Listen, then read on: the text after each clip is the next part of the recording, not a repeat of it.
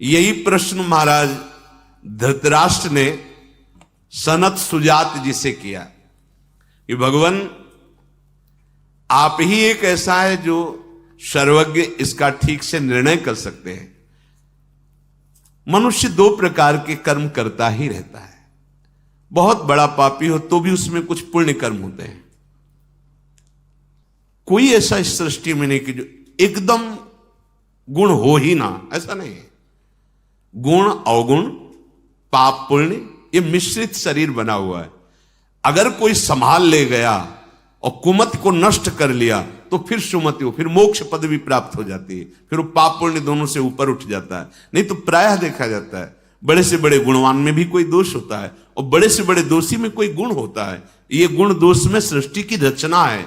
जड़ चेतन गुण दोष में विश्व कीन करतार, संत हंस गुण गाहे पे परिहरि वारि विकार। तो महाराज एस्मिन् धर्मान ना चरंती ही केचित तथा धर्मान केचिदिहा चरंती धर्मः पापेन प्रतिहन्यते स्वी दुताहो धर्मः प्रतिहन्ति पापम। हे सनत सुजात जी, ऐसा हमने सुना है कि कुछ लोग धर्माचरण तो बहुत करते हैं पर साथ में पापाचरण भी करते हैं।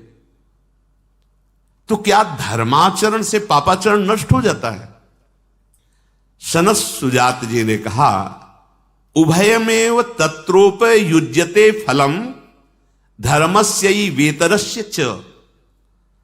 धर्म और अधर्म अर्थात पाप और पुण्य, इसके दो मार्ग हैं। अगर आप पाप कर रहे हैं तो अलग हिसाब है और पुण्य कर रहे हैं तो उसका अलग हिसाब है।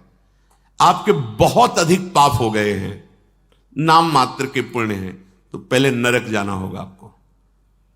अगर आपके बहुत पुण्य हो गए हैं तो पहले आपको स्वर्ग जाना होगा, वहां पुण्य भोग करना होगा।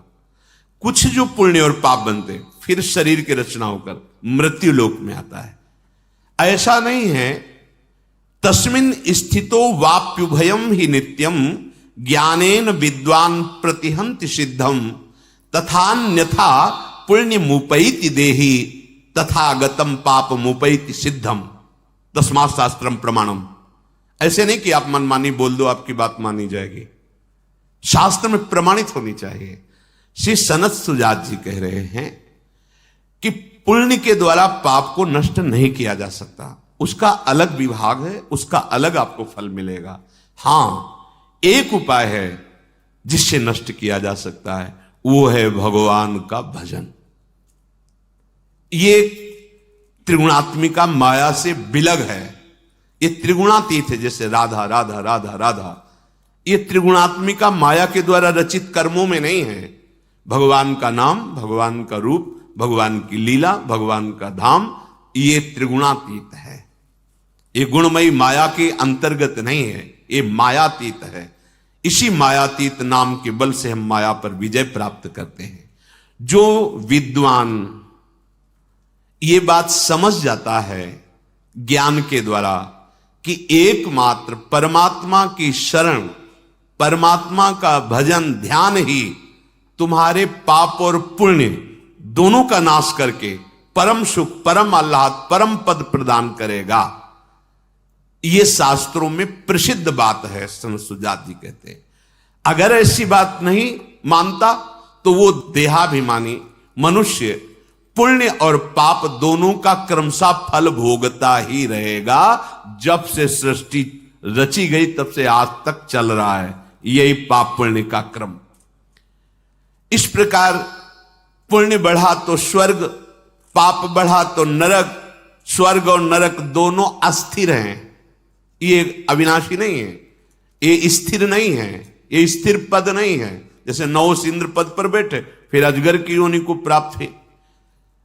अब जब वहां पुण्य और पापों का विशेष भोग हो जाता है, कुछ बचा तो फिर उसे जन्म होता है, फिर वो कर्मानुसार, संस्कार अनुसार फिर पाप पुण्य एकत्रित करता है, फिर वो लोकों में भोग। यही पुनरपि जननम पुनरपि मरणम।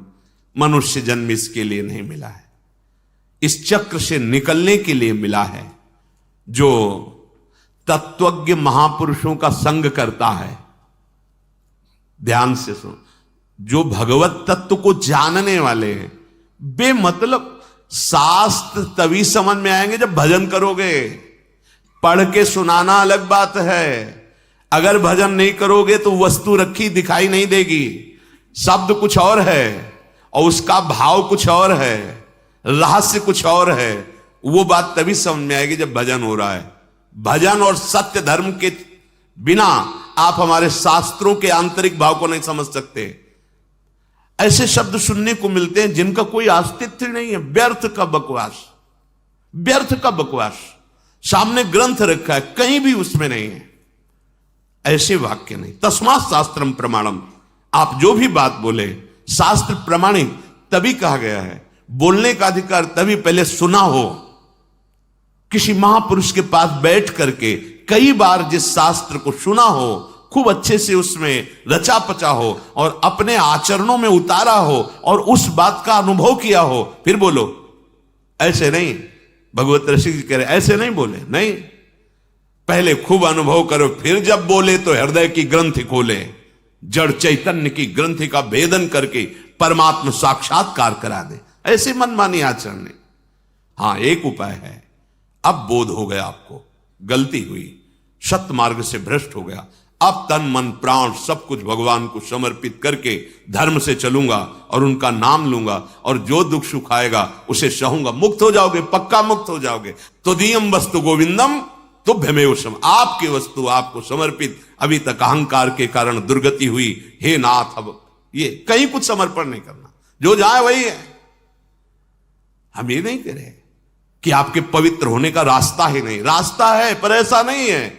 बहुत सावधानी, तस्मात् शास्त्रम प्रमाणम ते, यही चूक होती है।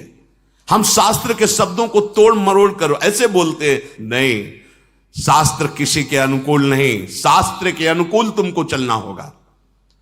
कानून किसी के अनुकूल नहीं होता, कानून के अनुकूल चलना होगा। श्री कृष्ण अनुकूल लेन प्रतिकूल से वर्जनम, ये सत मार्ग है, सत शास्त्र है। कभी भी कोई पुण्य करके पाप को नष्ट नहीं कर सकता। यहां सनत सुजात जी बोल रहे, पाप का अलग हिसाब है, पुण्य का अलग हिसाब। अगर नष्ट करना है तो एक उपाय है, भगवान की शरण में हो जाओ, उनका नाम, उनका आश्रय, उनका चिंतन। अगर देहाभिमानी इस बात को नहीं मानता है तो अपने पाप और पुण्यों का फल भोगता है। अवश्य में वो भोक्तव्यम कृतम कर्म शुभाशुभम, भगवान बोल रहे हैं। शुभ माने पुण्य, अशुभ माने पाप, अवश्य में वो भोगता, अवश्य भोगना पड़ेगा।